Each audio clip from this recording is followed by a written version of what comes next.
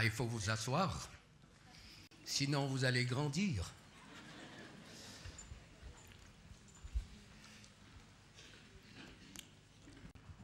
Je crois que la meilleure manière d'approcher la parole de Dieu, c'est d'avoir le simple réflexe de prier et de dire Dieu, c'est quoi ta pensée par rapport à ce que je dis?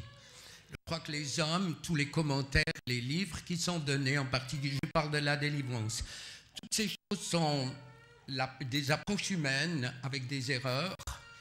Et le poisson, quand on le mange, on laisse les arêtes. Alors avec les livres et les enseignements, c'est pareil. Je crois qu'on essaye de faire le mieux possible. En tout cas, moi, j'accepte qu'il y a des arêtes. Et alors, ne mangez pas les arêtes. Les manger, c'est une chose. Les refaire, c'est plus difficile. Hein? Pas d'accord? Une question que je me suis posée, comment se fait-il que Satan, tout d'un coup, se trouve parachuté dans le jardin d'Éden alors que la chute n'a pas encore eu lieu, que tout est aseptisé, le péché n'existe pas, il n'y a pas eu de chute et il est là. Alors à combien plus forte raison il peut être dans ma vie?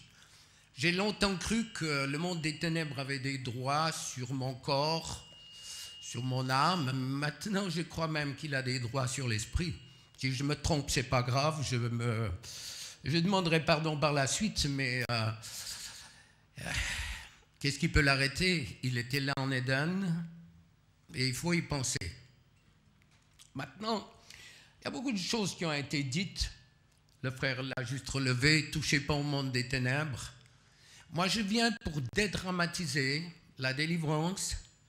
Je viens pour vous rendre le message de la libération tellement simple et tellement naturel. On a rendu l'évangile imbuvable, tellement compliqué. Il faut le grec et l'hébreu pour comprendre. Bien sûr, ça nous aide. Mais beaucoup de personnes analphabètes, comment ils font? Ils ont un message qui est transmis oralement, bien sûr avec des dérapages possibles, c'est vrai. Mais l'évangile, il est simple, tellement simple. Et du reste, il n'y a pas beaucoup de messages sur Jésus. C'est plus sur les épîtres, parce que théologiquement, il y a beaucoup plus à se mettre sous les dents. Tandis que le message de Jésus, c'est un message d'obéissance, un message de puissance, un message où on voit les vies qui changent au travers de la manifestation de la présence de Jésus. Quand Jésus vient dans une vie, les choses, elles doivent changer. Donc on a dit, mais c'est impossible à un chrétien d'avoir un mauvais esprit.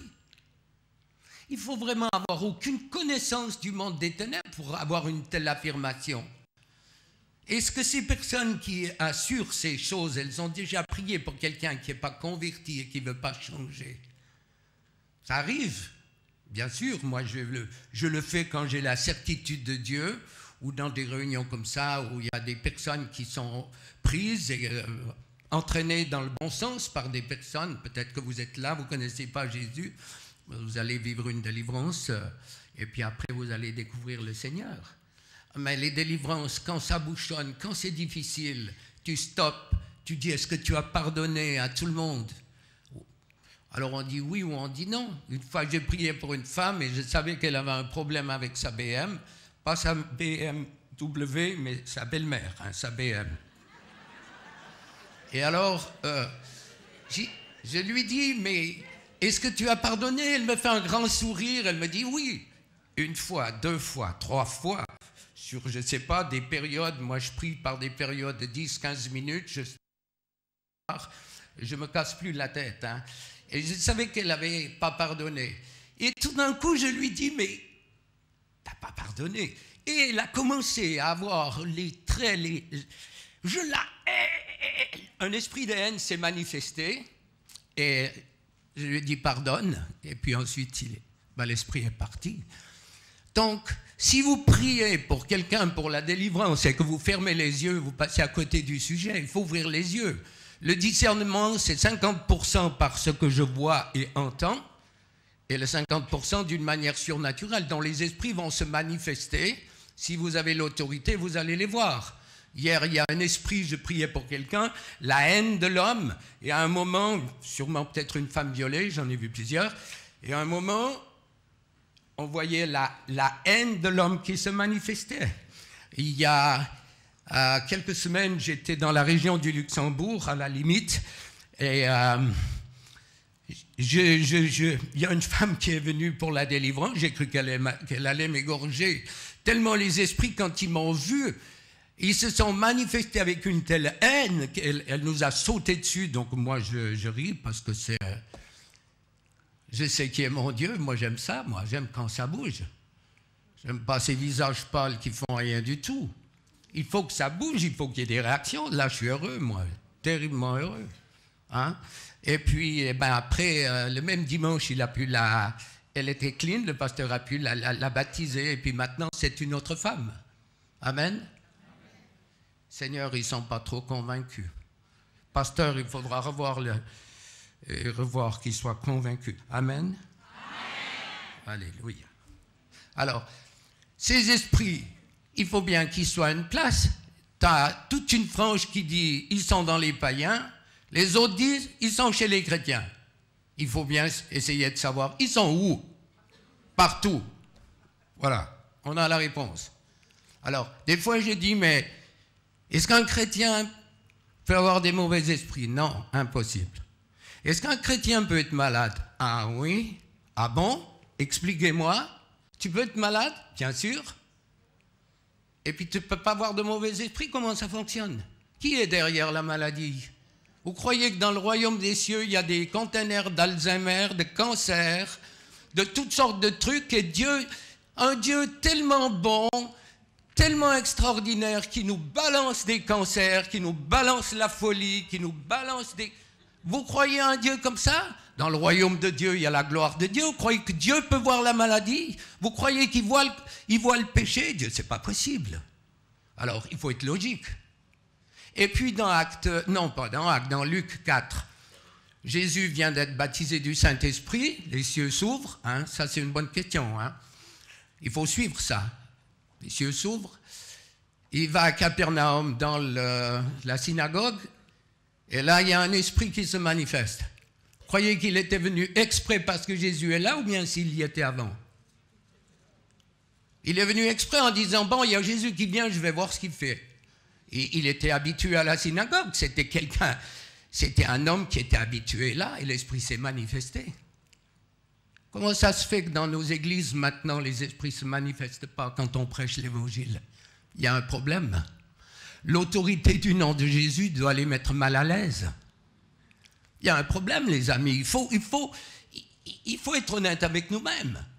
Pourquoi il ne se manifeste pas? Elle est où l'onction? Elle est où la puissance?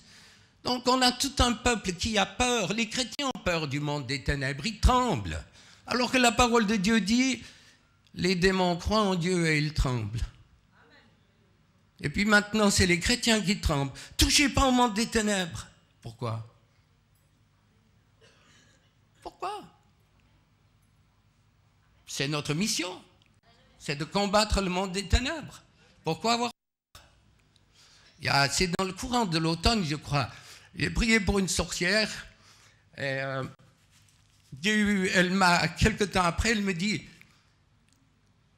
j'ai envoyé des lettres à toutes les clientes qui étaient inscrites sur mon planning, en leur expliquant que j'ai accepté Jésus-Christ.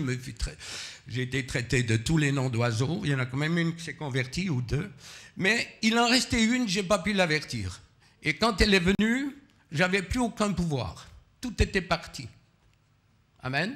Plus de pouvoir, plus de puissance. Parce que Jésus était entré dans sa vie, elle avait renoncé, elle avait été libérée en partie. Et les esprits n'avaient aucun... Elle ne pouvait plus se manifester pour que son don, entre guillemets, la contrefaçon de quelque chose se manifeste. Et je crois que c'est ce qui est... Il faut que nous redécouvrions la simplicité de la délivrance pour la vivre, pas faire une psychose du monde des ténèbres. Le nombre de téléphones que ma femme a reçus, parce que c'est ma téléphoniste, avec des gens qui faisaient presque une crise de folie parce qu'ils avaient lu certaines choses et ils étaient dans une angoisse et une panique. On sait très bien que, enfin peut-être que vous ne le savez pas, mais 80 ou 90% des personnes qui meurent suite à une piqûre d'abeille ou une morsure de serpent, c'est à cause du fait d'avoir perdu le contrôle, ils se sont énervés. Et quand on a un stress, le sang circule 4 fois plus rapidement dans le corps. Donc, automatiquement, le venin va faire son œuvre pour détruire. Donc, une des armes les plus puissantes de l'ennemi, c'est la peur. Et la peur du royaume des ténèbres vient des ténèbres eux-mêmes. Donc, si j'ai peur, ça ne sert à rien de faire quelque chose, j'ouvre une porte. Alors, la psychose, est-ce que ce meuble est juste? Moi, j'ai vu, ma femme, elle est... dans notre ferme, on avait un galetas plein de vieux meubles et tout. Elle a fait... on a des meubles d'une valeur inouïe qui viennent de la parenté. Et souvent, des chrétiens disent, on veut brûler nos meubles. J'ai dit, donnez-les-moi avant. Moi, je les prends volontiers. Alors, on voit des sorciers partout, on voit des machins partout. C'est plus facile d'évacuer des meubles que de demander pardon à sa femme ou à son mari. C'est mon expérience.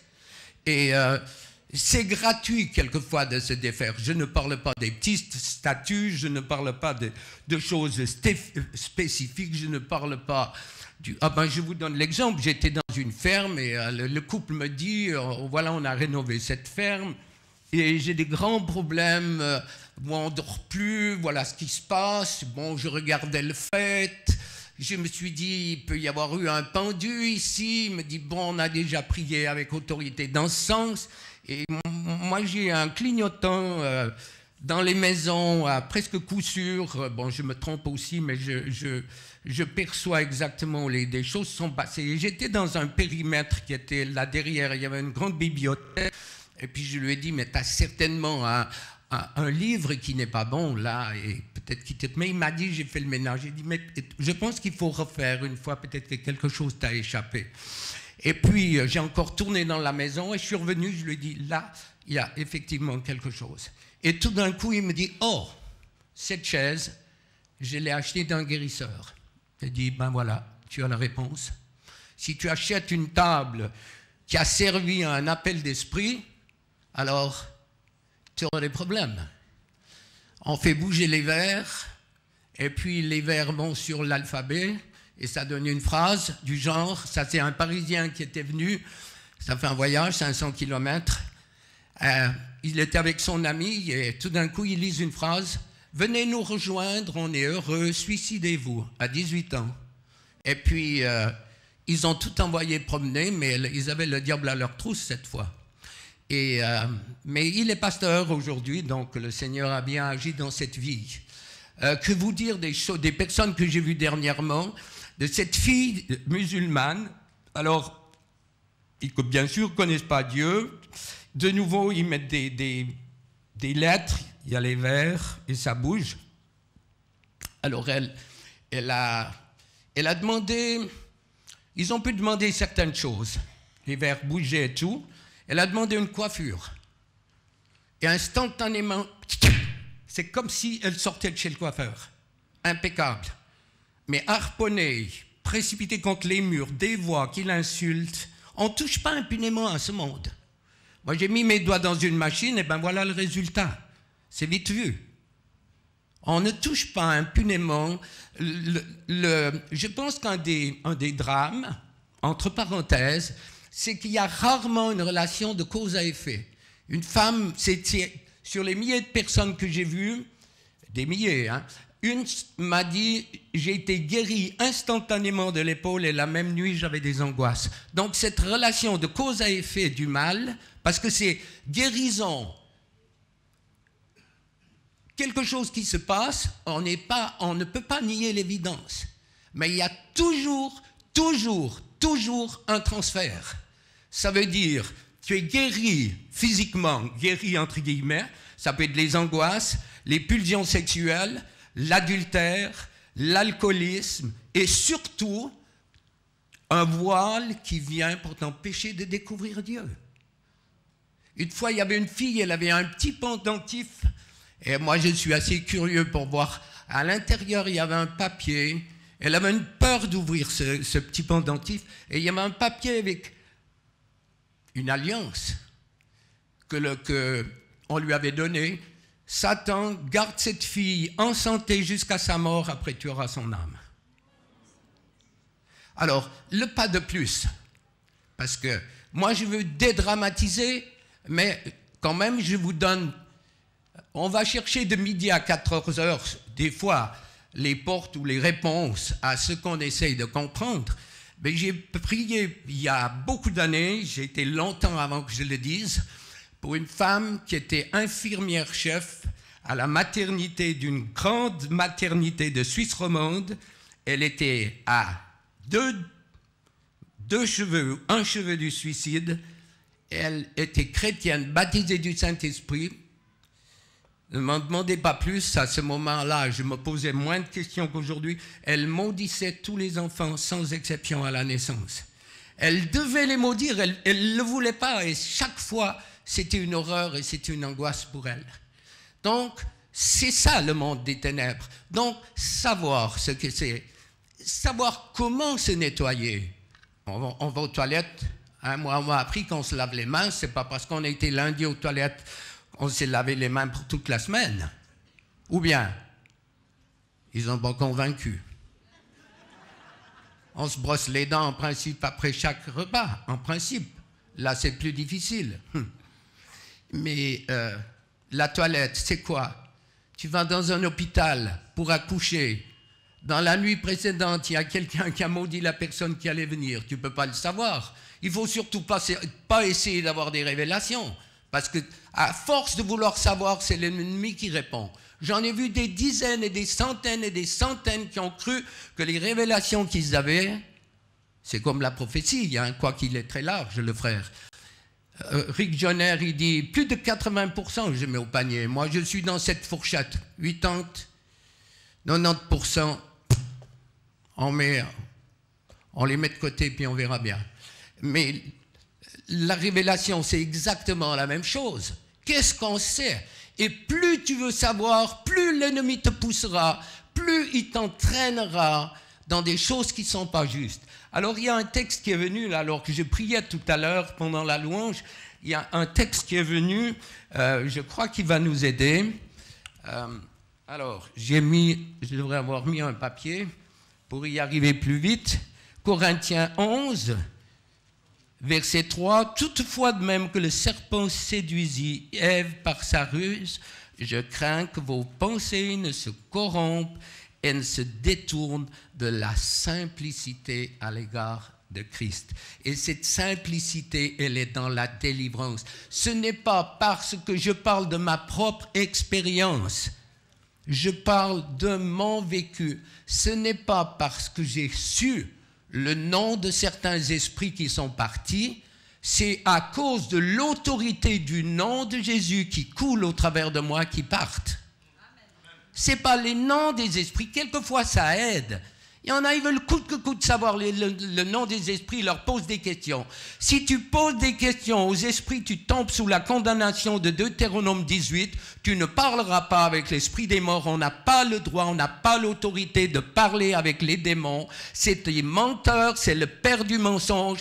Et tous ceux qui ont essayé de parler avec les démons, j'ai pu aider des Africains dans des églises en Afrique, en leur disant « Arrêtez, vous tombez sous une condamnation, vous allez payer cher ce que vous êtes en train de faire. Si vous connaissez des mensonges, des menteurs avec qui vous avez vécu, vous ne les croyez plus, c'est des menteurs. » Et on part toujours plus loin. Il y a une simplicité. On veut remplacer la puissance, l'autorité du nom de Jésus par une connaissance et un savoir. Qu'est-ce qu'on en sait? Alors qu'on a affaire à un monde qui veut, il y en a combien, Branham, ça a été cité, il a fini lamentablement. Nous avons des exemples d'hommes et de femmes qui ont été au-delà des limites que Dieu nous a données, et quand l'ennemi ne peut plus nous arrêter, il nous pousse dans des directions où il va nous faire chuter.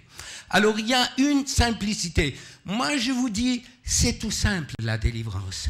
Moi, j'ai des petits-fils, un qui a 11 ans, 12 ans, qui pratique la délivrance avec le nom de Jésus. Demain, je vais traverser la Suisse. On a un camp famille Soteria avec plus de 140 personnes. Il y a environ 60 enfants. Il y a des séances de délivrance exprès pour les enfants. Moi, l'enfant le plus jeune à qui j'ai chassé des démons, c'est 3 jours. Complètement plein d'esprit de manifestation. Donc, nous attaquons le problème depuis tout jeune, le plus rapidement possible. Et en tant que parents, priez pour vos enfants.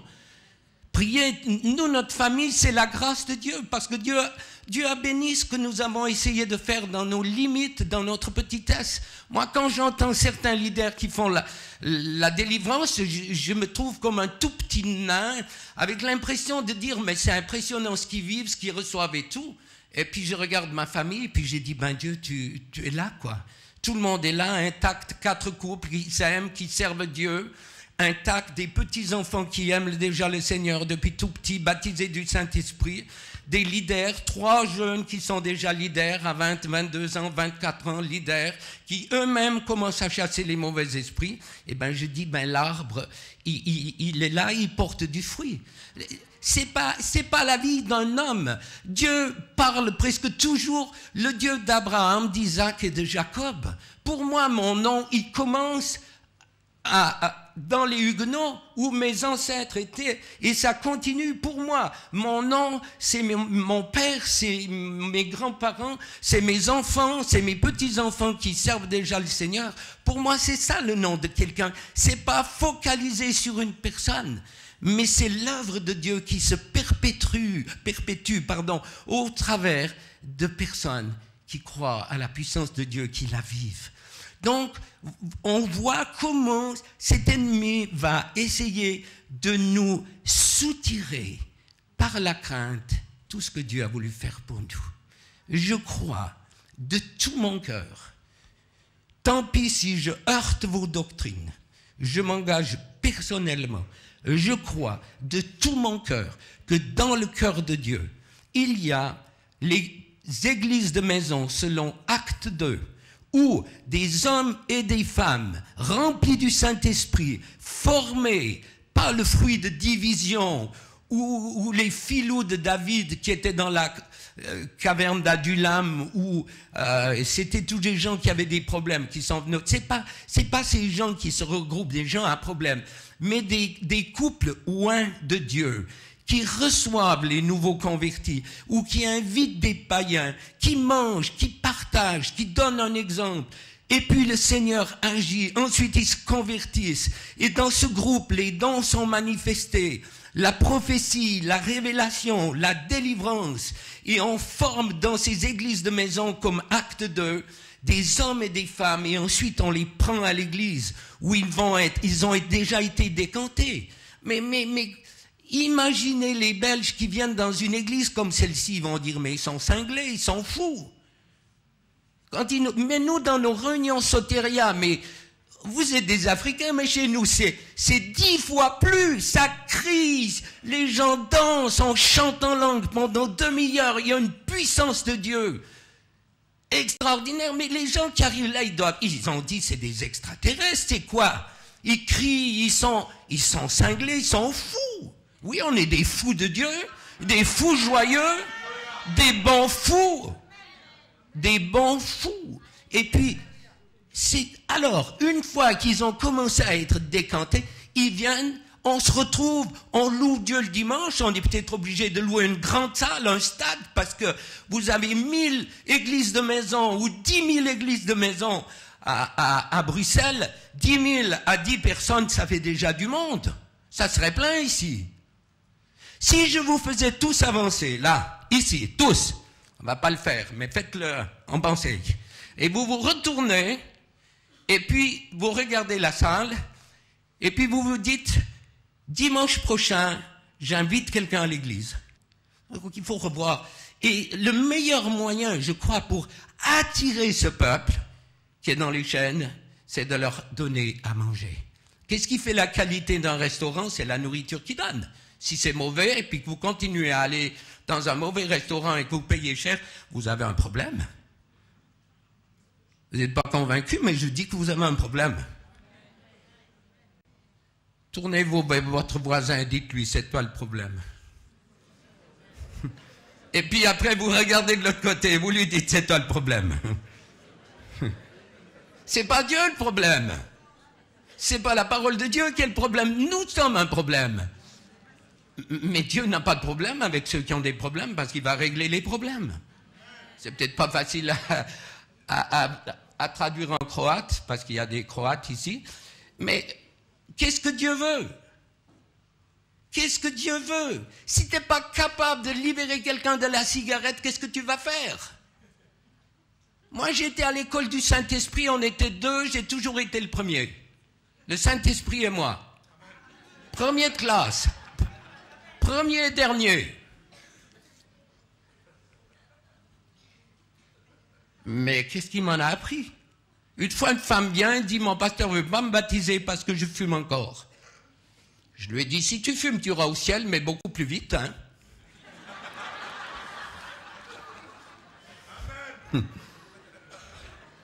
J'ai dit, moi, je veux bien te baptiser. Je l'ai baptisé. Moi, je pense que si Dieu avait voulu qu'on fume, il nous aurait mis une petite cheminée, là, hein. Ça serait une garantie, hein, qu'on peut y aller. Ou bien comme cet homme, un humaniste, un homme joyeux, sans Dieu. Je me suis trouvé une fois en compagnie de cet homme, une seule fois, et il disait, moi, je suis écologiste. C'est l'écologie, alors, parfaite. La vigne et le tabac. La vigne et le tabac, il était écologique, pour lui, pour son cigare et pour son vin. Mais bon. Alors, qu'est-ce que vous pensez, les amis? Est-ce que vous êtes contents? Oui, on est content d'être sauvés. Mais est-ce que vous êtes la personne avec qui il fait bon vivre? Là, il faut me faire un sourire, hein? Est-ce que vous êtes la personne avec qui il fait bon vivre? Ou pas?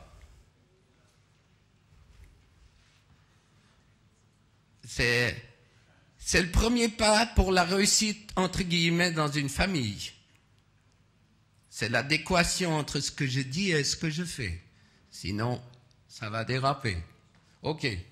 Alors, vous savez que pour une place de travail, il faut des références. Hein? On essaye d'avoir le plus possible de certificats. Si Dieu devait faire un certificat de vous et de moi, qu'est-ce qu'il dirait? Oui, enfant de Dieu, d'accord, mais après, sale caractère, se met en colère, regarde la télévision. La télévision, c'est regarder sans être vu, à part Dieu. Amen. Mais dans les points négatifs, hein, qu'est-ce qu'il dirait? Jamais content, se compare aux autres, est nul, n'arrive à rien du tout. Pauvre de moi, personne ne me comprend. Mon pasteur ne me comprend pas. La femme du pasteur encore moins. Ceux de la louange non plus. Oh, misérable. Dieu lui-même ne me comprend pas. Je suis un misérable. Vous en connaissez? Mais non, pas nous, hein. Nous, non. Oh, qu'est-ce qu'il va faire? Toutes ces pensées qui tournent dans ma tête. L'intimidation des esprits religieux. Il n'y a pas d'adéquation avec Jean 10:10. Désir profond que Dieu me reprenne. On voit son enterrement. On voit tous les gens qui pleurent. Plus que vous pensez, les amis. Plus que vous pensez. La dépression, le suicide déguisé. Ces pensées qui tournent dans ma tête sans arrêt. Je ne veux jamais y arriver, je suis nul, je suis incapable. Et puis la rébellion contre la mère ou le père ou les deux, le mariage et les enfants. Il y a l'amalgame pour déprimer ici. Toutes ces étapes qui touchent mes pensées et Dieu en même temps. L'image que j'ai de Dieu, déformée au travers des circonstances de la vie. Et pourtant, est-ce que tu ne crois pas que Dieu voit ta souffrance? Job dit que Dieu recueille. Tu vois les pas de ma vie errante. recueille mes larmes dans ton outre. Pas les larmes de colère, pas les larmes d'apitoiement, elles ne sont pas comptabilisées, c'est là. Et les larmes de la souffrance, c'est quelque chose qui sera mis en lumière dans le royaume de Dieu. L'injustice, battue injustement, rejetée. Un garçon tout petit, 3-4 ans, on l'avait mis dans un petit box, dans une étable avec un énorme cochon, beaucoup plus grand que lui. Il bégayait, il était ingénieur, il était brillant. À 70 ans, il doutait encore de lui. Ceux qu'on a mis dans des placards, ceux qu'on a mis à la cave, ceux à qui on a dit Dieu va te punir. Vous en êtes. Tu es nul, tu n'es pas beau, tu n'as pas de valeur, tu aurais dû être un garçon, tu aurais dû être une fille, ton frère est beaucoup plus intelligent, ta sœur est plus intelligente, tu ne feras jamais rien dans la vie. Comment vous avez géré ces choses? Est-ce que ce n'est pas une des clés de vos échecs? Tu seras une prostituée, la grosse, c'est le langage que j'entends, la grosse, les grosses fesses, la laie. Une mère qui dit ça à sa fille. Si tu continues à manger, tu vas devenir énorme. Alors qu'on mange parce qu'on a un problème relationnel, on a un besoin d'amour, on a un besoin affectif. Voyez les sommes de souffrance sur lesquelles l'ennemi veut venir nous détruire. Tout ça, ce sont des choses tellement simples à prier, tellement simples. Dis, Dieu, tu dis dans ta parole, tu dis ça, je ne le vis pas. Peur de la mort. Une fois, j'ai prié pour une femme. Et puis, je prie. Parce que moi, je ne donne pas 50 paroles. Je ne dis pas Dieu m'a dit, Dieu m'a montré. Ça doit sortir. Et je dis, c'est ma manière de faire. Hein. Moi, je suis comme ça. Hein. Ça doit toucher. Et puis, je prie sur cette femme. Peur de me réveiller dans mon cercueil. Pouh, elle saute jusqu'au plafond. C'était une parole que le Seigneur mettait dans mon cœur. Elle était là, elle claquait des dents. Elle dit, j'ai tellement, c'est mon angoisse de mourir et de me réveiller dans mon cercueil. Une autre, je parle du ramoneur. Qui, dans une prière, a déjà parlé du ramoneur? J'ai dit, Bigler, tu dis quoi? J'ai dit, ramoneur. Elle saute. Elle dit, chaque fois que des hommes ont profité de mon corps, ils m'ont dit, je veux te ramoner. Et on a mis cette chose devant Dieu, on a dit, Dieu, tu guéris et tu libères, et un esprit est parti à chaque fois, ça part. C'est simple, la délivrance, c'est si proche, c'est là. Une fois, je roulais sur une autoroute, et tout d'un coup, un orage d'une violence tellement forte, il est venu, mes balais, mes essuie-glaces n'arrivaient pas à éliminer l'eau tellement c'était fort. Et j'avais cette pensée du Saint-Esprit dans mon cœur. C'est ça la délivrance. Là, tu as vraiment besoin de tes balais, de tes essuie-glaces. Mais quand le soleil est au zénith, quand le soleil est... Ben là, un beau, tu n'as pas besoin de délivrance. Nous, on parle de tout sauf des mauvais esprits chez nous. Je crois que je suis un gars normal, j'ai l'impression. Peut-être que vous pensez que je suis un extraterrestre. Nous, on parle de tout, sauf que de mauvais esprits. Mais quand le besoin est là, quand quelque chose est en nous qui ne va pas, on prend position. Moi, je loue Dieu à longueur de journée de m'avoir révélé la délivrance. Je le loue à longueur de journée pour dire merci, ce que tu as fait de ma vie, tu me libères d'esprit impur. Et puis, je suis un homme heureux, je vis de la grâce et de la miséricorde de Dieu, mais je ne me casse pas la tête avec toutes sortes de choses. Quand les esprits viennent, quand on sent, on a une sensibilité pour les combattre et les faire filer. Et puis quand les personnes viennent, que ce soit la franc-maçonnerie, que ce soit n'importe quoi, eh bien on prie et puis les vies elles changent. C'est naturel, c'est simple, rien n'est compliqué. Renons à la simplicité de l'évangile. Faisons ce que Jésus nous a dit de faire, faisons pas d'autre chose. N'essayons pas de trouver d'autres manières de faire que ce qu'il a fait. Je crois qu'en essayant d'aller au-delà de ce qu'il nous a demandé de faire, nous entrons dans des zones extrêmement délicate et dangereuse. Et je peux vous dire, moi qui suis un homme âgé, j'en ai vu des ministères qui ont été brisés, cassés, parce qu'on a été, à partir d'un certain moment, si tu pousses, le Seigneur laisse faire. Et c'est ça qui est tragique. Donc moi, j'ai ma stratégie de plutôt être en retrait et d'aller à petits pas, mais sûrement et sûrement. Donc on voit comment cet ennemi va essayer de nous décapiter, d'essayer de nous enlever tout ce que le Seigneur a acquis pour nous à la croix. Alors, combien se pose la question, est-ce que Dieu m'aime? Est-ce que je fais assez bien les choses? Est-ce que je jeûne assez? Est-ce que je fais assez? Moi, je vais peut-être vous choquer, hein, je me livre, j'ai rien à perdre. Je dois rendre des comptes à Dieu, pas à vous. Mais moi, oui, dans un sens, si je fais des bêtises, je dois vous rendre des comptes. Moi, on m'a enseigné qu'on ne travaillait pas le dimanche. Je vais vous choquer, hein. Mais il y a des bons chocs. Moi, quand j'ai vu ma femme la première fois, celle qui allait devenir ma femme, j'ai eu un grand choc. Mais quel bon choc, alléluia. Donc les chocs, c'est la seule manière de se laisser remettre en question. Alors, un dimanche, je rentre du culte, et il y avait donc je suis paysan, il y a la moissonneuse-batteuse qui arrivait au champ.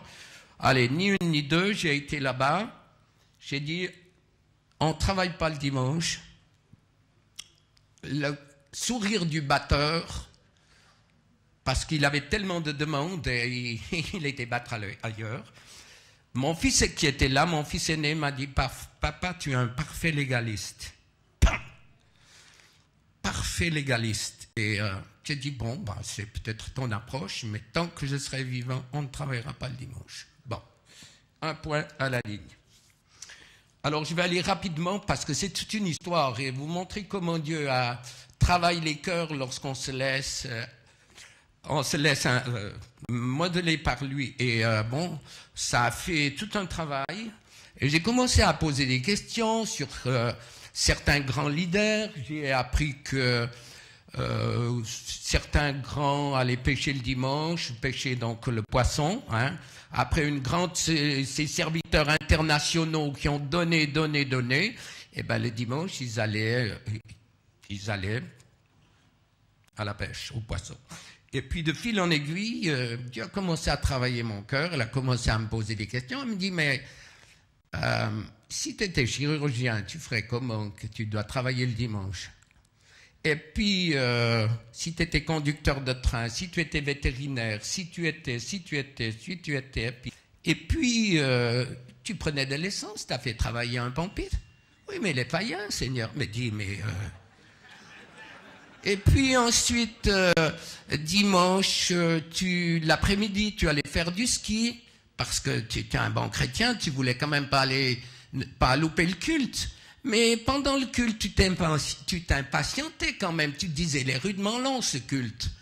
J'ai prévu d'aller faire du ski.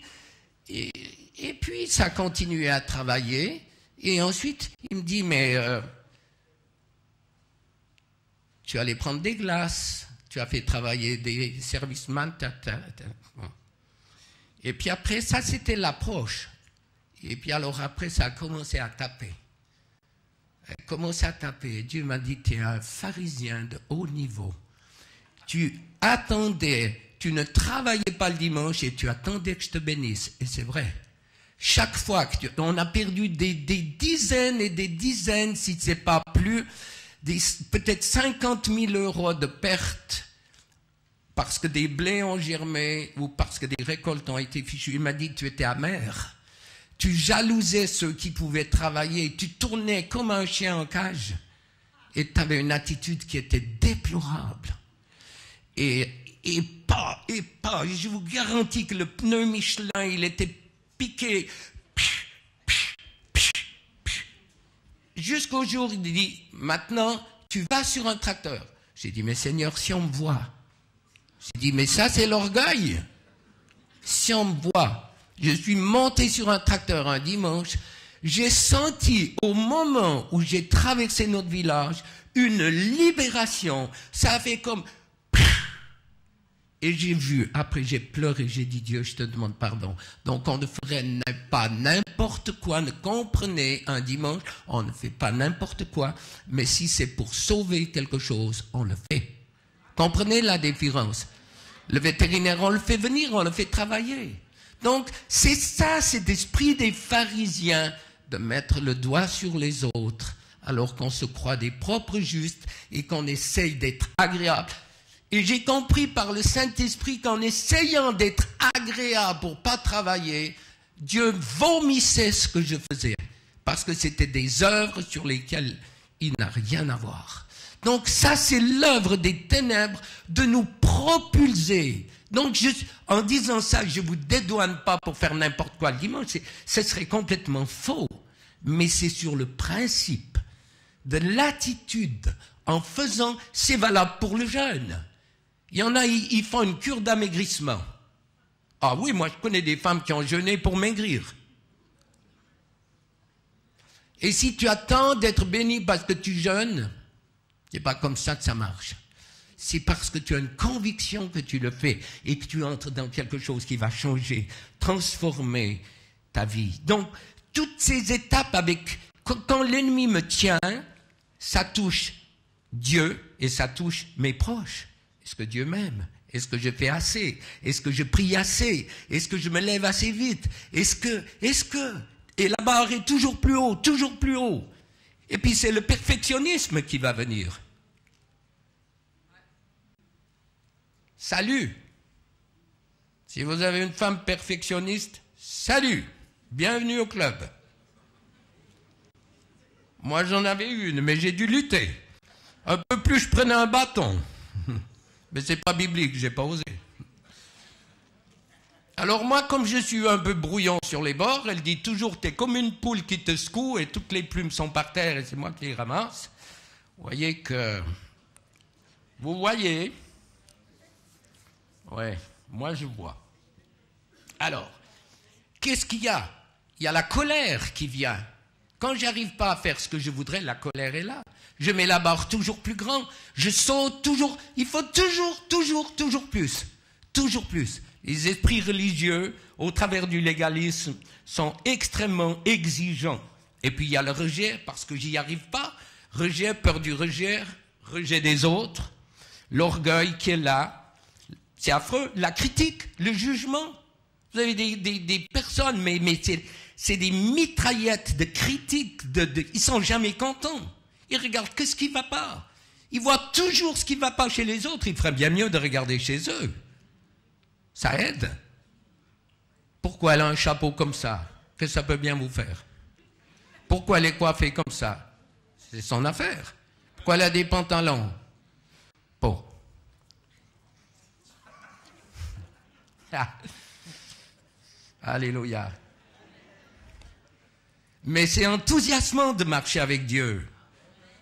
Il nous montre, il nous met les choses, on lui demande, il met le doigt sur les choses. Simplement, dire, mais Dieu, il y a quelque chose qui ne va pas en moi. Et puis après, ça change, ça veut changer. Est-ce que Dieu est capable de te délivrer? Dans tes émotions, dans tout ce qui n'est pas juste. Le pardon, ça a été dit, je le répète, une vraie conviction de péché. Moi, j'ai vu des gens pleurer des jours et des jours avec des convictions de péché. Il n'y a plus besoin de délivrance, tout est nettoyé. Il n'y a pas besoin d'aller chercher dans les ancêtres et tout. Avant de venir, jeudi matin, non, c'est mercredi matin, il y a 3 séminaristes qui ont cassé leur vœu de devenir prêtres et qui cherchent le Seigneur. Ils vivent des choses, c'est extraordinaire. Ils ont jeûné. Ils ont une compréhension tout d'un coup de la parole de Dieu. Il a dit, ils ont eu la révélation de Dieu avant la révélation de Jésus-Christ. Ils jeûnent, ils prient, ils comprennent la parole. Ils se sont fait baptiser. Ils comprennent. Nous, on est bouchés à l'émery à cause de tout ce qu'on nous a rabâché les oreilles.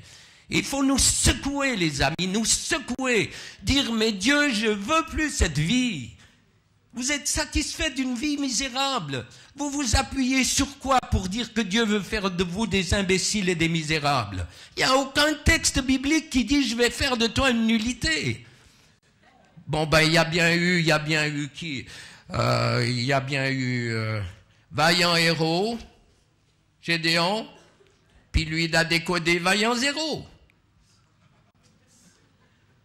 Il y a combien de chrétiens qui décodent Vaillant Zéro? Si t'es zéro, t'es zéro. Vous croyez qu'aux Jeux Olympiques, quand ils étaient dans le portillon de départ, que ce soit n'importe quoi, les descendeurs, ils disent « je suis nul, j'arrive pas en bas ». Ben c'est gâté, il faut changer quelque chose dans notre mentalité et nous saisir des promesses de Dieu. Nous sommes puissants. Nous avons une autorité déléguée qui fait que lorsque nous utilisons le nom et le sang de Jésus, c'est la seule arme possible. Il n'y a aucune autre arme dans le monde, aucune autre arme que le sang de Jésus qui vient de son sacrifice, ce sang qui nous a lavés, qui nous a purifiés, qui transforme. Et venez pas me dire qu'il y a des puissances qui résistent au sang de Jésus, ce n'est pas vrai. Le sang de Jésus est une puissance, Quand on regarde certains chrétiens, on dirait qu'ils ont été baptisés dans le vinaigre. Ils ont été baptisés dans le vinaigre, tellement ils sont, mais comme un citron, là, tu ne sais pas comment les prendre. Alors que nous avons reçu une puissance. J'étais à Bamako, là, à Banfora, qui est à la limite de la Côte d'Ivoire. C'est le fief des Rose-Croix. Et quand j'étais là-bas, c'est la première fois que l'ennemi a failli me tuer. Les Africains, vous savez très bien, j'étais dans un hôtel, et il y a la douche, il y a les toilettes, et puis il y a le lavabo. Donc, quand tu es tout près du Sahel, tu t'essuies pas, tu gardes le maximum d'humidité le plus longtemps possible. Mes pieds étaient mouillés, mes mains étaient mouillées. Je voulais me raser, je vais allumer. Il y avait un fil dénudé jusqu'ici. Là, ça m'a brûlé le bras jusqu'au coude et un ange est arrivé. Zorro est arrivé. Sans se presser, tac! Mon bras était loin. Amen? Non, c'est pas Zorro, c'est un ange. Décodé quand même. Moi, j'essaye de vous déconstiper, comme j'ai dit ce matin. Sinon, ça ne marche pas. Le grand responsable des Rose-Croix de Banfora s'est converti avec sa femme et c'est vraiment, ils sont gagnés au Seigneur.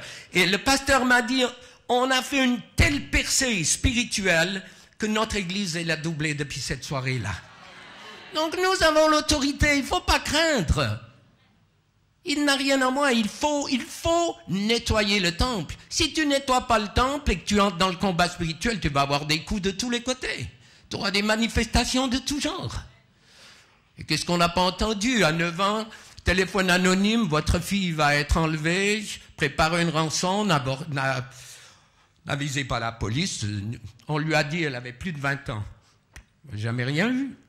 Les prophéties à la mort moelle derrière. Je vois des gens avec des couteaux, il y a des gens qui mettent le feu à la ferme.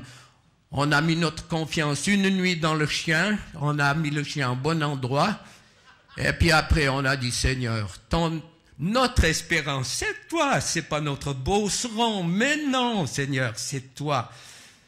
Dieu, s'il ne nous protège pas, il y a longtemps qu'on serait mort. Amen. On doit vivre longtemps. Alors, est-ce qu'il peut vous délivrer de tout ce qui vous empoisonne? Ça dépend de vous, pas de lui. La parole de Dieu dit qu'il libère les captifs, mais il faut que les captifs soient d'accord. Psaume 18. Psaume 18. Là, ça c'est le psaume, vrai psaume. Ça ne veut pas dire que les autres ne sont pas vrais. Mais c'est celui qu'il faut avoir. C'est les armes puissantes.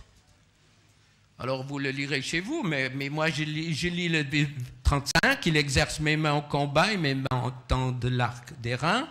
Tu me donnes le bouclier de ton salut, ta droite me soutient, je deviens grand par ta bonté. Arrêtez d'être des minus.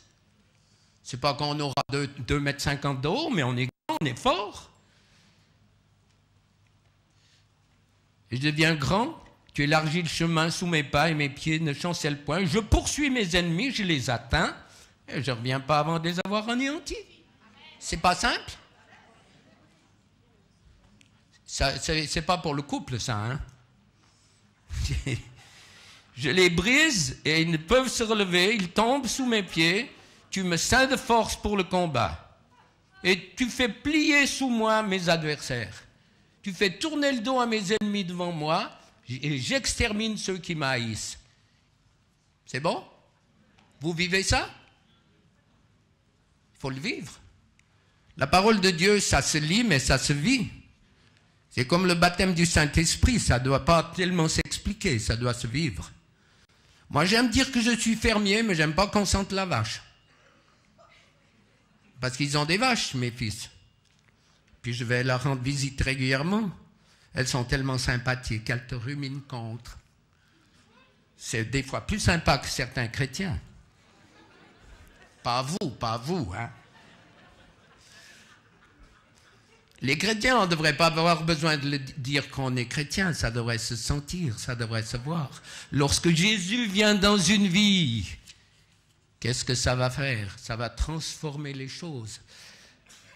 Il paraît qu'il y a 6500 troubles phobiques. L'arachnophobie, la peur des araignées, peur des fleurs, peur de marcher, peur de la gaieté, peur de se mettre au lit, ça c'est pas mon problème. Peur de la liberté, peur de s'asseoir dans la maison, peur du chiffre 13. La pantophobie, c'est peur de tout. 6500. Si on prie, il y a 30 secondes par truc, puis déjà, moi si j'en trouve 100, c'est bien. Et puis les textes bouddhiques, ils répertorient pas moins de 84 000 sortes d'émotions. Hein? Il ne faut pas chercher, on ne va pas creuser. Moi, souvent, je prie en vrac. Je dis, Seigneur, tu sais tout ce qu'il y a en moi. Je prends la parole de Dieu au mot et je la prie. Mais je proclame. Il faut que notre électrocardiogramme spirituel ait pratiquement aucun pic. Plus tu montes, plus tu descends souvent. Mais je ne suis pas en train de vous dire du 31 décembre au 1er janvier, hein, mais du 1er janvier au 31 décembre. Ça fonctionne comment chez vous? La paix, content, heureux, pas de contenant, l'autre a une plus belle voiture, il a une plus belle maison, il a un meilleur travail, ses enfants vont mieux et tout. Non, heureux, content. Ça vaut la peine d'investir parce que j'investis pour le royaume de Dieu. Donc ça vaut la peine de me laisser modeler. Souvent, c'est le Seigneur qui met le doigt sur des choses précises pour mettre en évidence quelque chose qui doit être géré afin que sa gloire puisse se manifester. C'est de nous laisser sonder par sa parole. Donc, je vous ai dit avec ma femme, on a mis comme cible... en tout cas, moi, peut-être, je ne sais pas, elle, jusqu'à quel point elle a permis au Saint-Esprit, je crois qu'elle l'a fait comme moi, on l'a fait d'une manière indépendante, on n'a pas encore fait un bilan par rapport à ce qu'on a demandé. Mais moi, j'ai dit, Seigneur, je veux que tu changes en moi tout ce qui ne te glorifie pas dans mes pensées, les pensées négatives. Quelquefois, on peut penser de quelqu'un, on ne le dit pas, mais on ne le pense pas moins. D'accord? Ah, celui-là, il m'énerve. Celle-là. Les femmes entre elles, hein, des fois, cran. Hein? Mais elle dit rien, elle fait un grand sourire, mais quand même, ça nous énerve. Elle vient d'où, cette pensée? C'est vrai qu'il y a des gens beaucoup plus faciles à aimer que d'autres. Quand j'entends certaines personnes au téléphone, je dis, Seigneur, non. Et pitié, fais-moi grâce, Seigneur. Puis je me reprends. Comment ça va? Oh, ça va, merci beaucoup. Bon. Vous voyez un peu hein, comment ça fonctionne. Mais Galates 5, il faut, les pasteurs, moi je vous encourage à faire des bonnes exhortations sur Galates 5, 19, c'est les fruits de la chair. L'impudicité, c'est des relations sexuelles illicites, l'adultère, la fornication, l'homosexualité, le lesbianisme, les relations avec les animaux. Il y a quand même pas mal d'hommes qui ont eu des relations avec des animaux, les femmes aussi du reste. Le grec dit relation avec une divorcée, je pense à une divorcée où c'est une relation qui n'est pas réglée. Alors, on ne va pas s'attarder là-dessus. L'impureté, il y a l'impureté sexuelle, il y a la luxure, ça c'est le grec qui dit ça. Recherche sans retenue de plaisir sexuel et sensuel. Corruption, dépravation. Donc je vous rappelle que tous ceux qui pratiquent ça n'hériteront pas le royaume de Dieu, donc c'est sérieux. Moi je ne viens pas là avec un coup près, c'est sérieux. Il ne faut pas attendre d'être devant le grand trône blanc pour dire je veux régler quelque chose. Pour moi, chaque fois que la gynécologue décèle un cancer qui débute sur le sein d'une femme ou quelque chose sur la matrice, ou que l'urologue voit qu'il y a quelque chose sur le testicule d'un homme pour être à partie égale, c'est un cadeau, c'est une vie qui est sauvée. Mais une fois que le mal est fait, c'est un compte à retour, il faut un autre miracle. Donc chaque fois que Dieu, dans sa grâce et son amour, permet de mettre le doigt sur quelque chose qui est un droit de l'ennemi, c'est un cadeau extraordinaire. Et être reconnaissant, mais est-ce que vous êtes reconnaissant? Est-ce que vous êtes... C'est clair qu'ici, c'est tragique. Moi, j'étais une fois à Paris, au début du ministère, j'ai dit, Dieu, si tu me fais venir à Paris, tu perds un serviteur. Et puis rapidement, il m'a ramené à la maison, il a dit, je te garde. Mais tu vis à Paris, tu vis à Bruxelles, tu dis, ils s'en foutent ces gens. Nous, on se réveille au chant des oiseaux, il y a les fleurs, il y a les arbres, il y a les odeurs. Mais tu loues Dieu, je descends des tracteurs maintenant plus. Je louais Dieu dans un champ de foin, mais c'était tellement une odeur. Je prie en langue. Et les gens avaient dit, il a quoi? Il est à genoux dans son foin, il a les bras en haut, il est fou. Un bon fou de nouveau, les fous de Jésus, mais alléluia. Vous êtes convaincus? Il n'y a pas un feu qui brûle en vous alors que je vous parle. Un feu qui brûle, quelque chose qui vient de grand, de puissant, d'extraordinaire.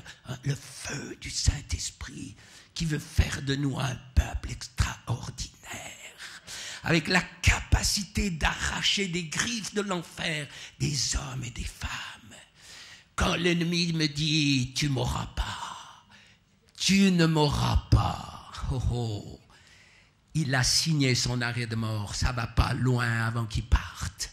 Quand il me dit « tu ne m'auras jamais », je suis dans la famille depuis des générations, il est en train de signer son arrêt de départ parce que le fait de me provoquer en me disant « je suis fort, je ne partirai jamais », c'est la preuve qu'il commence à trembler. Et qu'il doit partir, et il part, et il part, et il part. Oh, vous savez, il y en a un, il disait, on est tous loin, on est tous partis. Moins un. On est tous partis. Si quelqu'un dans la maison dit, il n'y a plus personne, vous dites quoi?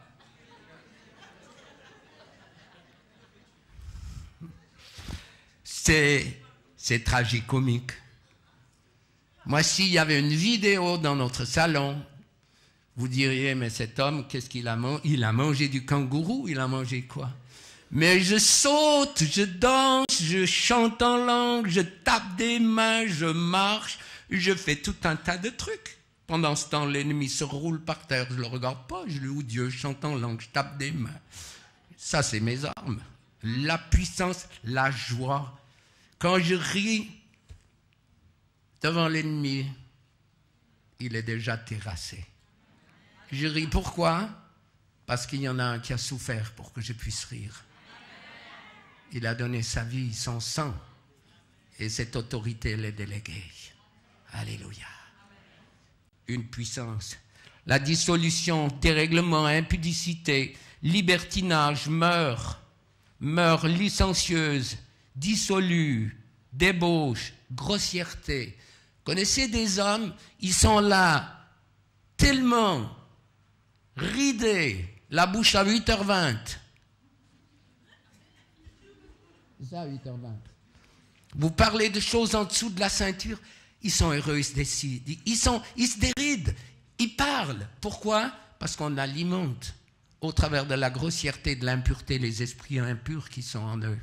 Ça, c'est des indications il faut savoir, il faut apprendre, il faut recevoir. Et puis on voit ensuite que Dieu fait les choses tellement extraordinaires. Là, ça va faire mal parce qu'on va entrer dans une question de doctrine.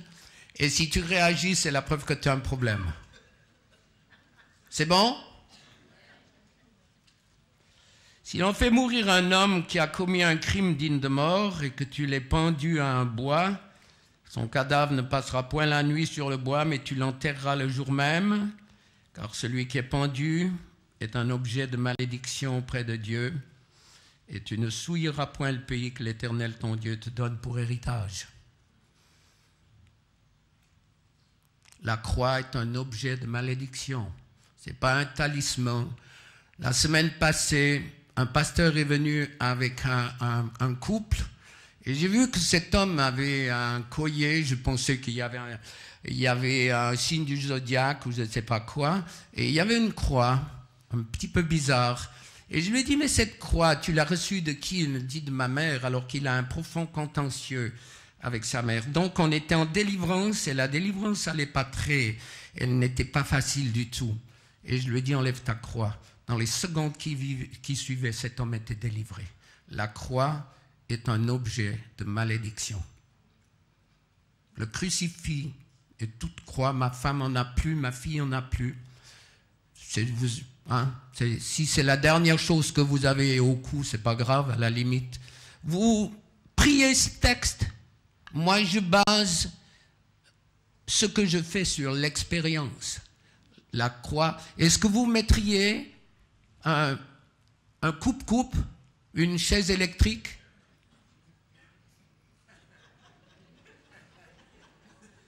Faut être logique. Je sais que ça heurte. Moi, j'ai dû faire du chemin, les amis. Vous ne vous rendez pas compte. On m'a enseigné que le baptême du Saint-Esprit, c'était du diable. Je ne le voulais pas. On m'a enseigné que de mettre du sel ou de l'huile ou de casser des cartes de divination. J'ai dû faire un chemin difficile pour me sortir. J'ai eu un chemin difficile pour accepter certaines choses. Difficile pour accepter qu'on pouvait travailler un dimanche et que la condamnation n'allait pas tomber. Il faut nous laisser interpeller chaque fois que la parole de Dieu met en évidence une réaction chez moi. C'est la preuve que l'ennemi a un droit sur nos vies. Je ne suis pas le seul à dire ce que j'ai dit par rapport à ça. Vous êtes encore capable d'entendre certaines choses? Oui, mais moi j'ai encore une femme, hein, je ne veux pas rentrer décapité ou je ne sais pas quoi. On en est au piercing.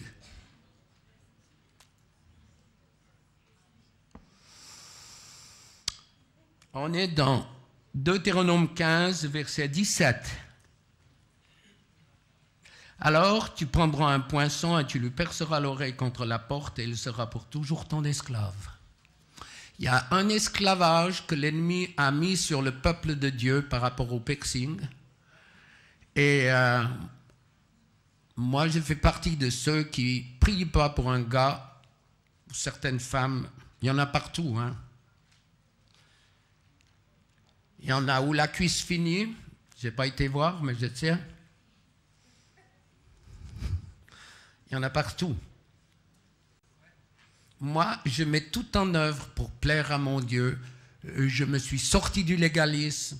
Je ne suis pas un chasseur. Jamais je dirais à quelqu'un, t'as ci, t'as ça, ça ne marche pas. Jamais. Mais quand ils viennent pour prier, quand je préside quelque chose comme ici, alors c'est bon.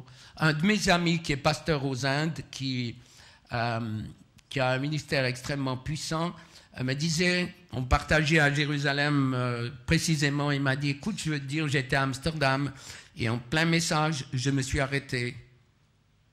Et j'ai dit, le Seigneur vous demande d'enlever vos piercings. Et la gloire de Dieu, la puissance de Dieu s'est manifestée d'une manière impressionnante. Donc on ne fait pas la guerre aux sorcières. Vous avez accepté que je vous secoue. J'en parle pas toujours. Et après que ces piercings étaient loin, il y a eu la manifestation de la puissance. Et les pasteurs sont venus en pleurant, en disant, c'est sur notre cœur, mais on n'ose pas en parler. Parce qu'ils partent, ils vont ailleurs, ils nous trouvent trop durs. Mais toi, tu as pu le faire. Et c'était la manifestation de la présence et de la grandeur de Dieu. Est-ce qu'ils sont clean, ceux qui font les piercings ou ceux qui font les tatouages? Ils sont en plein, en plein. C'est des mains couvertes de sang avec un sida spirituel qui infecte. Donc c'est clair que si vous avez un tatouage, vous ne pouvez pas prendre un couteau et puis racler le vieil homme ou la vieille femme, on dit toujours le vieil homme et la vieille femme aussi. Hein? Vous ne pouvez pas prendre un couteau puis racler, ça ne va pas partir. On sait très bien qu'il y a des tatouages qui ont disparu au moment du baptême d'eau. Mais en vous disant ces choses, le but, c'est de vous dire, faites, essayez de faire. Comme on devrait faire avec nos femmes ou nos maris, essayez de tout faire pour plaire. Ma femme, elle m'a dit un jour, le plus grand danger d'un couple, c'est l'habitude. Et c'est vrai. Et avec Dieu, est-ce que ce n'est pas un danger, l'habitude? L'habitude que tu me bénisses, l'habitude que tu fasses ça. Et puis pour finir, on voit le Seigneur qui court partout. Il y avait eu une vision une fois, je me rappelle au début de ma vie dans l'esprit, où quelqu'un voyait des hommes et des femmes avec des voitures de sport sur l'autoroute et puis le Seigneur Jésus qui essayait à vélo derrière de les rattraper. Donc ils partaient en feu et puis c'était pas possible de le rattraper. On continue encore parce que je vais prier ces choses. La magie, c'est se soumettre à un pouvoir magique, à la sorcellerie, les arts magiques, sortilèges, action de jeter des sorts, usage de drogue, c'est le grec qui dit ça. Inimitié, ennemi, haine, odieux, hostile, qui s'oppose à Dieu. Le diable, c'est le pire ennemi du gouvernement de Dieu. Les querelles, hein, dans les couples, là, quand on cherche le rouleau à pâte pour se corriger, c'est pas biblique ça. Lutte, rivalité, les noises, lui chercher querelle, échange, les mots violents, les paroles blessantes qui sortent, qui te coupent comme un rasoir, qui blessent, qui font mal, la jalousie, zèle amer, punitif, l'indignation, une rivalité sérieuse. Le dictionnaire dit sentiment d'inquiétude, douleur, quelqu'un qui éprouve un désir dans le but de recevoir de l'autre quelque chose. Tout ça, Paul dit que ceux qui pratiquent ces choses n'hériteront pas le royaume de Dieu. Est-ce que ce n'est pas sérieux? Si le Saint-Esprit, si un ange descendait, on aurait tous, moi le premier, la tête contre terre pour dire Seigneur, fais grâce. J'ai eu le privilège d'aller dans des combats spirituels de haut niveau à Olympe et dans les Alpes suisses. Et pendant des heures et des heures, les personnes qui conduisaient le combat nous ont dit à genoux. On n'a pas été longtemps à genoux. Et dit Dieu maintenant te permet de nous juger. Montre tel que tu nous vois. Et tout le monde en était des heures et des heures sans oser bouger la tête face au tapis, où on avait une telle peur que la puissance de Dieu se manifeste et qu'on soit consumé. Dieu, on te permet de nous juger. Ce n'est pas le jugement qui va nous détruire, mais Dieu met carrément ce qui n'est pas juste en lumière. Les disputes, hein? les disputes, les divisions, les sectes, il en a parlé, l'envie. Quel est le but de l'envie? C'est de détruire, ruiner, et qui pousse à la jalousie. L'ivrognerie, tout ça, il faut régler. Dieu est là pour nous mettre au large par rapport à toutes ces choses. Les excès de table, les orgies, il y a tellement de choses. Hein. Alors, qu'est-ce que Dieu veut faire avec tout ça? Ou bien je suis complètement abattu par rapport à ce qu'on vous dit en disant c'est terrible, je suis un misérable, je suis perdu. Non, non, il faut relever la tête. J'ai lu l'histoire d'un homme, d'un Américain qui avait un cancer généralisé et son médecin lui a dit à court terme, mettez vos affaires en ordre, vous allez mourir, faites rapidement vos affaires. Et cet homme a mis ses affaires en ordre et ensuite il s'est payé un bouffon. Il s'est payé quelqu'un qui le faisait rire à longueur de journée. Un incrédule, donc c'était un païen pratiquant, un païen. Et le résultat, c'est qu'au bout de quelques mois, elle a été trouver son médecin, elle était complètement guérie. C'est vrai ce que je vous dis. La joie dans le cœur, la joie. Dis à ton voisin, la joie. Avec un beau sourire, la joie. La joie du Seigneur est ma force. Un jour, j'avais l'impression que je n'avais pas la frite. Parce que moi, je chante et je ris à longueur de journée, je siffle. Bon, il y a des merles tout près, donc je suis un merle. Et puis je me dis, mais ça ne va pas, qu'est-ce que tu as? Pourquoi tu es comme ça? Et tout d'un coup, un mot, une proclamation, elle a dit, il faut connaître la parole. Une proclamation est sortie de ma bouche. Loue Dieu, mon âme. J'ai crié, loue Dieu, mon âme. Instantanément, j'étais dans une adoration supérieure. Un mot, la parole de Dieu proclamée, loue Dieu, mon âme. Amen. C'est une arme. Ton Dieu ordonne que tu sois puissant. Lisez-le, ce psaume 68. Les ennemis viennent, ils tremblent, ils tremblent. L'armée se compte par milliers, par 20 000. Mais vous êtes qui? Arrêtez d'être des minus. Il y a une chape sur le peuple africain à cause de tout ce qu'on a fait de vous. À cause de l'esclavage, on vous a exploité. Sortez de cet esclavage. Vous êtes le peuple de Dieu. Arrêtez d'être complexés. Sortez de quelque chose. Vous êtes un peuple acquis. Et puis, pardon de tout mon cœur, je le dis partout, j'ai été en Afrique, le Seigneur me l'a rappelé ce matin, pardon pour tous ces personnes d'autres continents qui sont venus vous enseigner que c'était impossible aux chrétiens d'avoir un mauvais esprit. Et vous rendez compte les conséquences qu'il y a eu sur vos nations.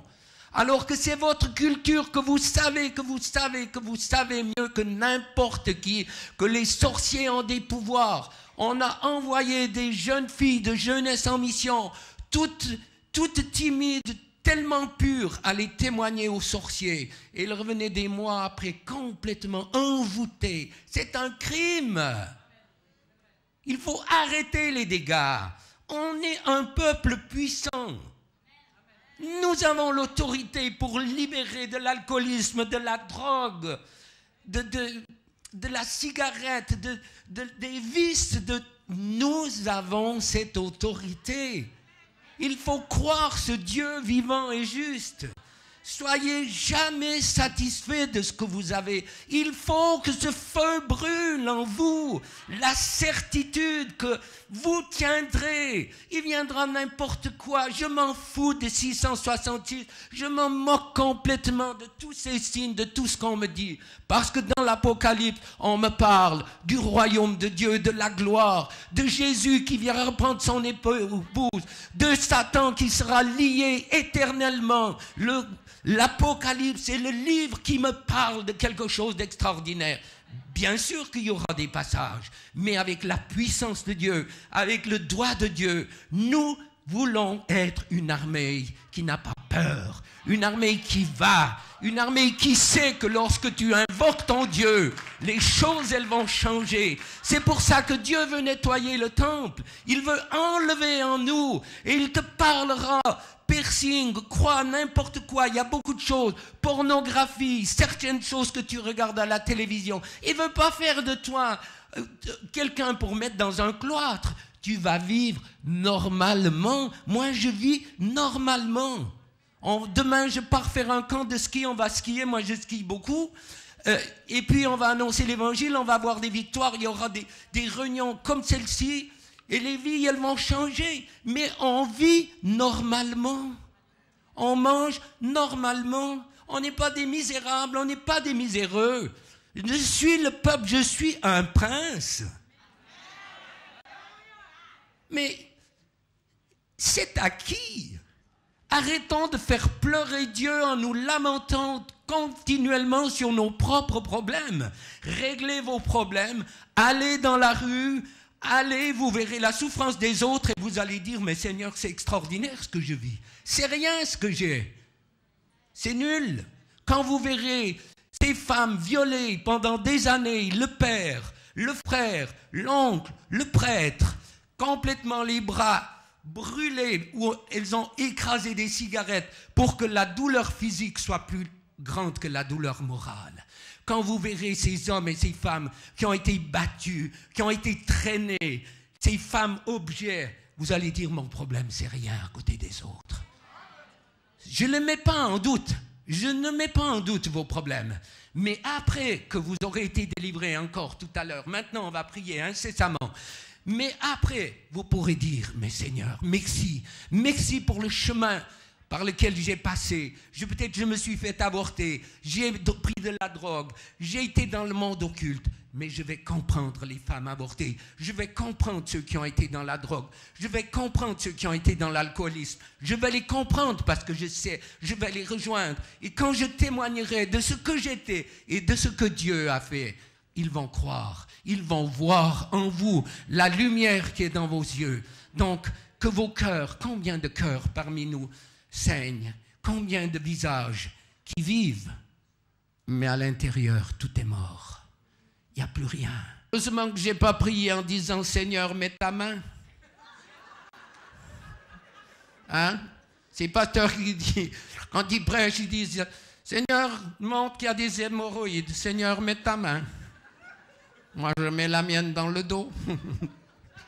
Alléluia. Dieu est bon. Je priais pour une femme, 89 ans. Il y avait 30 ans peut-être qu'elle attendait le baptême du Saint-Esprit. Elle l'avait reçu, mais elle attendait le signe, elle ne pouvait pas. Je lui ai fait répéter toutes les plus belles prières que je savais faire. Rien ne marchait. Je lui dis, t'es pas trop vieille? Non. Ça ne marchait pas. Je lâche un gag. Elle rit. Au moment où elle arrête de rire, un parler en langue qui part, elle avait été déconstipée du coup de son esprit religieux qui l'empêchait de parler en langue. Alléluia. Moi, j'ai un Dieu efficace. Lui, il est docteur en théologie. Moi, je suis docteur espouse. De la faculté de Vaud. Alléluia.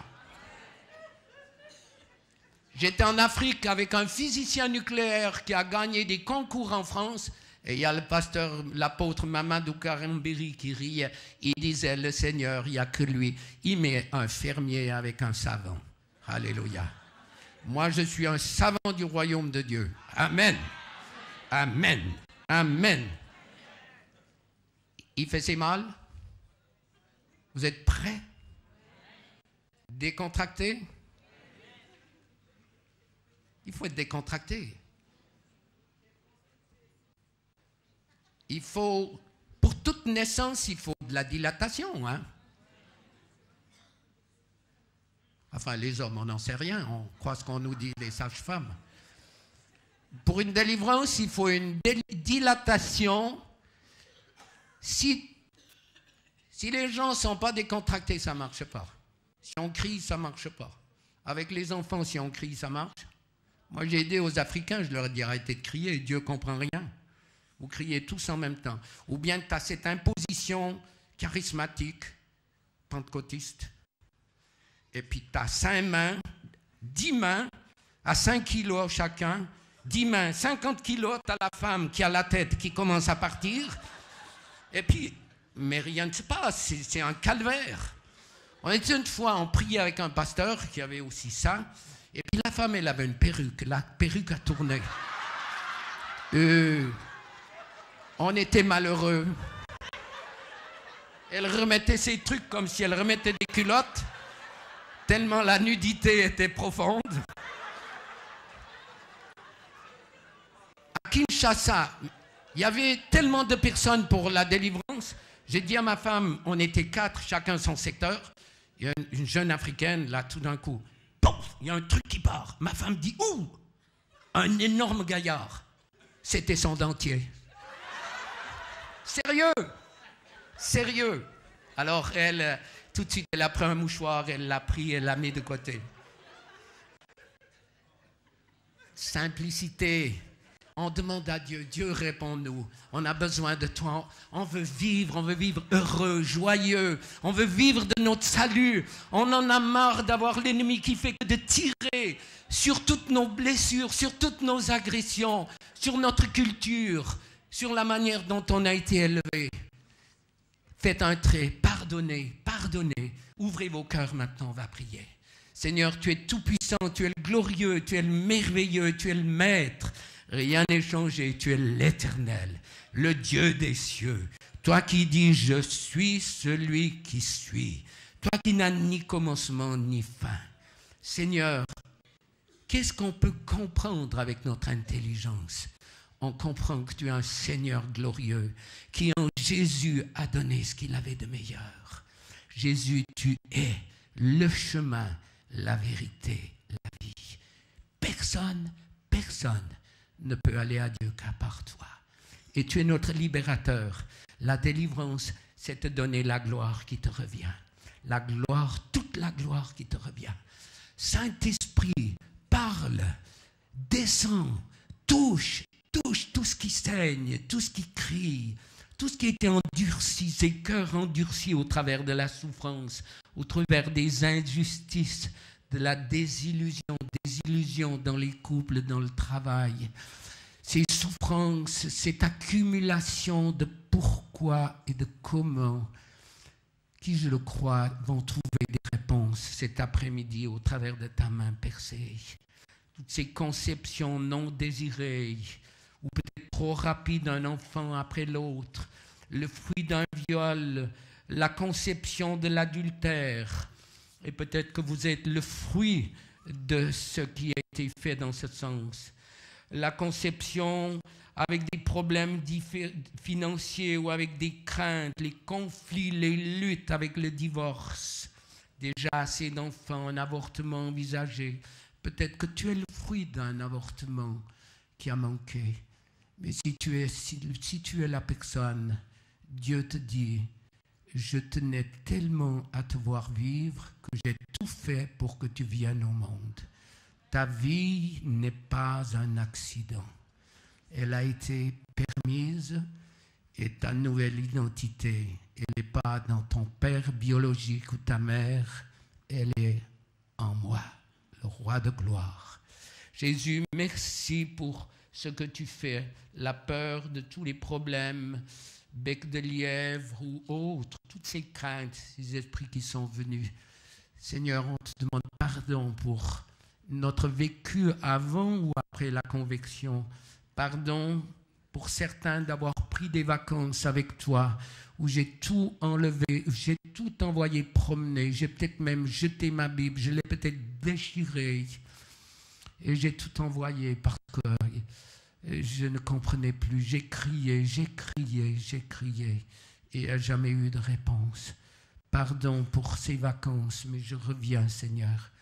Touche-moi, tout ce qui est dit dans cette journée, confirme-le pour moi. Donne-moi de l'espoir, de l'espérance, là où tout est bouché. Merci pour ta vie, merci pour ta résurrection, merci pour ton onction qui transforme. Ennemi, tu m'as assez tourmenté. Je dis assez.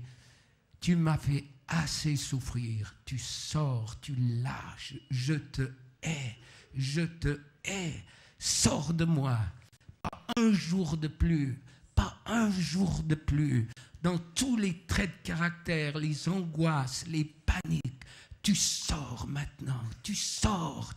Je te veux plus, je veux vivre le feu de Dieu en moi.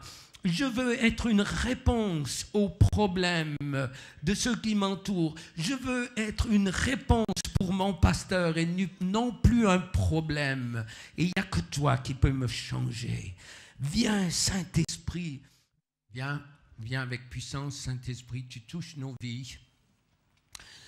Alors, pardon encore, Seigneur, pour tout ce qui doit être pardonné ou c'est trop difficile. Je choisis de le faire. Viens à mon secours, aide-moi. Seul, je ne peux pas, c'est trop dur. Alors choisissez tout simplement, dire Dieu, je choisis. Je choisis. Alors avec autorité maintenant, les esprits qui touchent, tourmentent le peuple de Dieu, vous devez partir. Vous sortez maintenant. Sortez, allez-y, soufflez-les. Sortez maintenant. Esprits qui tourmentaient le peuple de Dieu, vous partez. Tous ces problèmes d'identité, de ne pas s'accepter, de ne pas s'aimer, au nom de Jésus, ça sort. Sortez, au nom de Jésus. Allez-y, poussez-les dehors, sortez. Esprit de tourment, esprit de rejet, rejet de vous-même, rejet de votre corps, peur d'être rejeté par Dieu, peur que les autres vous rejettent. Tout ce qui est venu sur le fœtus, le rejet,